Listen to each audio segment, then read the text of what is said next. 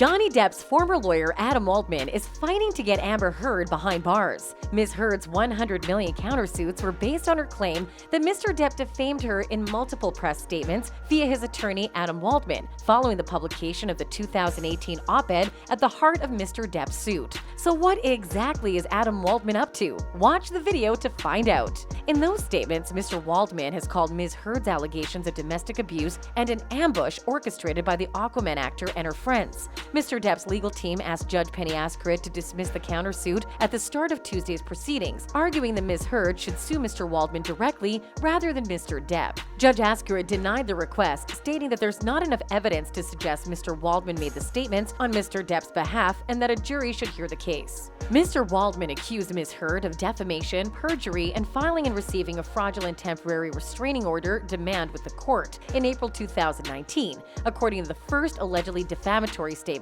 cited in Ms. Heard's counterclaim. Mr. Waldman told The Blast in June 2019, Ms. Heard continues to defraud her abused hoax victim Mr. Depp, the hashtag #MeToo movement she masquerades as the leader of, and other real abuse victims worldwide. The following month, Mr. Waldman told The Blast that Ms. Heard went to court with painted-on bruises to obtain a temporary restraining order, and that her battered face was a hoax. As of now, there are various reasons why Ms. Heard should be behind bars. However, if the verdict in her defamation trial finds her guilty, Amber Heard could face years in prison. Experts initially stated that Heard would almost certainly not be imprisoned as a result of the defamation case. On the other hand, Depp supporters want her inside the prison, especially after giving her testimony and alleging things the actor allegedly didn't do. However, one of the experts appears to have changed his mind and stated that the Aquaman actress may face jail time. Aaron Mink, a defamation lawyer, recently told Joe that Heard should be concerned about the criminal implications of her testimonies after doctoring evidence. Mink, who previously stated that he did not believe the actress would face charges, changed his mind following the conclusion on Friday. I think that as this case progresses and we start seeing more and more objective evidence that she is lying about things under oath, that's when it crosses the line into the possibility that she is fabricating evidence, fabricating photos, fabricating bruises, altering evidence, and then submitting it, he explained. He went on to say that fabricating evidence could be harmful to the county's justice system. However, it would be up to the prosecutors to determine whether Heard truly fabricated her evidence in order to win the defamation trial. If they had discovered clear evidence, the actress would face a criminal prosecutor and possible jail time.